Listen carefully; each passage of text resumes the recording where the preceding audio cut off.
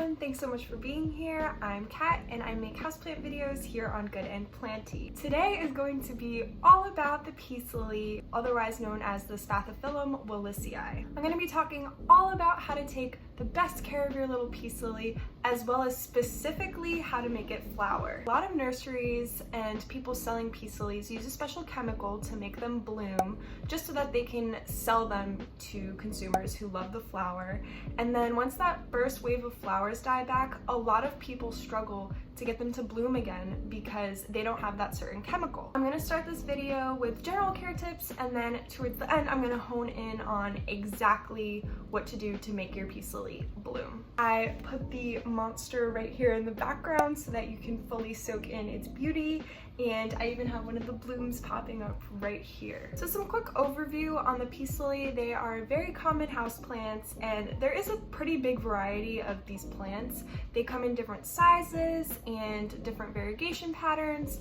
This one is a bigger form. I'm not sure exactly what it's called. If you know, please let me know in the comment section down below. But you can also get little smaller ones that are gonna stay pretty small. They are generally considered pretty easy plants. They do have a couple specifics that you need to follow in order for them to look really good in your home. So the first thing I'm gonna talk about is water. And these plants are actually really great with being vocal about when they wanna be watered. You'll see that their leaves really start to droop over and they just look a little sad. But once you water them, they're gonna perk right back up. It's actually really fun to watch. Despite popular belief, these plants actually don't like to stay super soggy and wet the entire time. I do let my peace lily dry out between waterings. This becomes specifically important for when you're trying to make your peace lily flower. Keep in mind that they are drought tolerant despite popular belief. I water this giant one about 1 to 2 times a week during the summertime, and then in the winter I decrease that to about once every 1 to 2 weeks, but more likely when I see this plant drooping. I use tap water with almost no issues, but a lot of people do find that when they use tap water, they'll have little crispy tips. And that's pretty normal. Peace lily root systems are kind of sensitive to chemicals. So if you're seeing crispy tips on your peace lily, try switching over to distilled or filtered water. I've actually started doing occasional showers, maybe like 1 to 2 times a year, and that's because these leaves are super good at picking up dust particles and all the dirt in your air. So you'll find that if you don't give the leaves attention, they will start to build up a good layer of dirt and dust. So for a plant this size, I like to bring it into the shower once in a while and just give it a good wash. Light. These plants actually do prefer partial shade. I'm really tripping over that sentence, which is great news for a lot of houseplant owners who are struggling with good light areas. Mine is pulled pretty far back from an east-facing window and is also getting a little bit of the south-facing window light, and it's doing pretty well. They can also do pretty well in west and north facing windows, so these plants are pretty flexible. Soil. I actually do use less moisture control additives to the soil for the peace lily because they do like to stay a little moist. I know I said that they can dry out between waterings, but they are thirsty plants, so it's about finding that balance. I know it's a little bit confusing, but one way to find that balance is to use less perlite. I use a regular potting mix and add about half of the amount of perlite that I usually add to my soil. If you're struggling with keeping up with the demand and thirst of your peace lily, you can actually also use a ceramic glazed pot instead of terracotta. These plants will actually do just fine in that. Just make sure it has a drainage hole. Humidity and temperature. These plants will do just fine in any temperature that is comfortable to you. That is one reason why they are great indoor house plants. They are a little bit more finicky with humidity. These plants do need pretty high humidity in order to thrive, otherwise you are going to see the tips of the leaves to start to crisp up and turn a little yellow. These crispy tips are really common and hard to control. I have them and you might have them, but high humidity is one of the best ways to control that. On top of humidity, also try to keep them away from drafty areas, so that's going to include things like doors, windows, AC units, and space heaters. Fertilizer. As I said, peace lily root systems are actually pretty sensitive to chemicals, which is why I don't really recommend using tap water. I use tap water and it's fine, but just a tip. So it's important to be really gentle with your fertilizer and be mindful of what fertilizer you're using. With the peace lily, it's always better to under-fertilize than over-fertilize. I personally use a balanced organic fertilizer for my peace lily, and I find that it's doing just fine. I dilute it pretty heavily in a gallon of water, and I just pour it in about once every 2 weeks. My fertilizing season for this guy is about late spring to early fall, and then in the winter I absolutely do not fertilize this plant. Propagation. With these plants, you're gonna absolutely want to have more of them. They're such a joy once you get their routine down. So how do you create more free peace lilies for yourself? What you're gonna wanna do is to find the crowns in the peace lily, and I'll do a little close-up for you.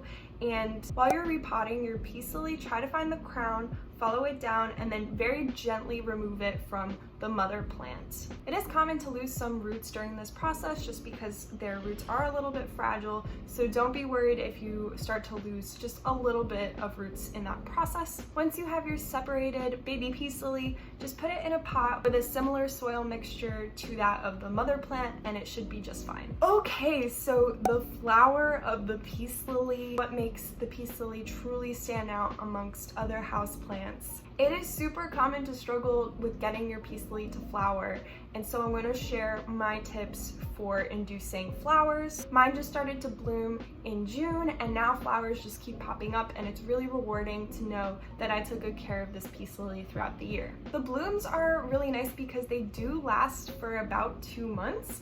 The only thing I'll note is that they do shed a lot of pollen all over the place and on the leaves, so if you are a little bit of a clean person and you want perfect shiny leaves, this may give you a little bit of trouble. The flower of these plants is actually made up of a spath and a spadix. The spath is the white leaf looking thing, and that is actually not considered the flower. It is kind of the hood and the cover for the flower. The flower is actually the spadix, and it is made up of lots of little tiny flowers, and that is the stick thing that you see inside the spath. The spath, so the leaf looking thing on the plant, can actually turn a little bit greener as the flower matures, and that's actually just the plant trying to shoot up chlorophyll into the leaf-like thing to try and get the plant to photosynthesize more and bring more energy into the plant. Once the plant feels a little bit more satisfied, the spath can actually go back to white. So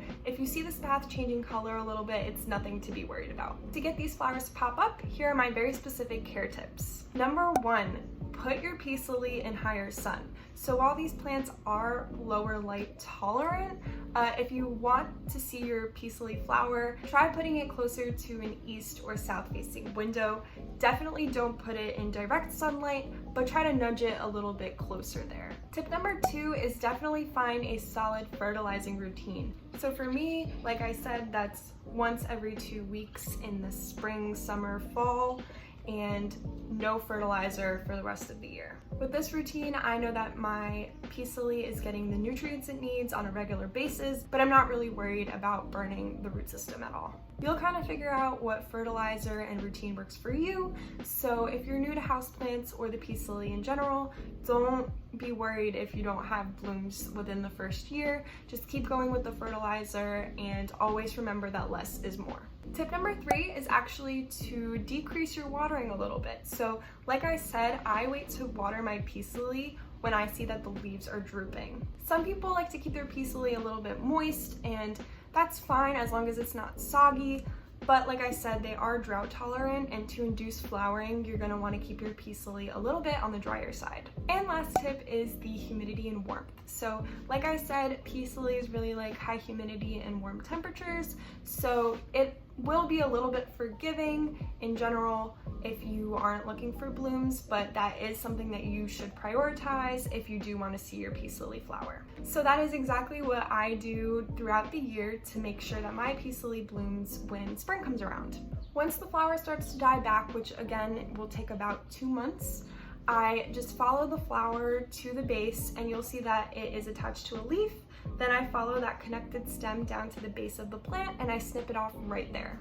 And that is everything pretty much that I know about peace lilies. So that's gonna be it for today's video. Thank you so much for watching, you guys. I hope you learned a little something about peace lilies, or maybe you feel more equipped now to bring one into your own home. Don't feel frustrated if your peace lily isn't flowering right away. Like I said, the nurseries do pump chemicals into them to make them flower, so it is a little bit harder for us to make them flower in our own home, but I hope I helped you a little bit with that. I do want to start doing a featured plant video once in a while and make it a little bit of a series. So if there is a plant you really want to see me dive into, just like I did for this peace lily, please let me know and I would be super happy to do so. Please subscribe, like this video, comment down below what you thought. All of these things help me grow my channel and it is much appreciated. And I will see you in my next video.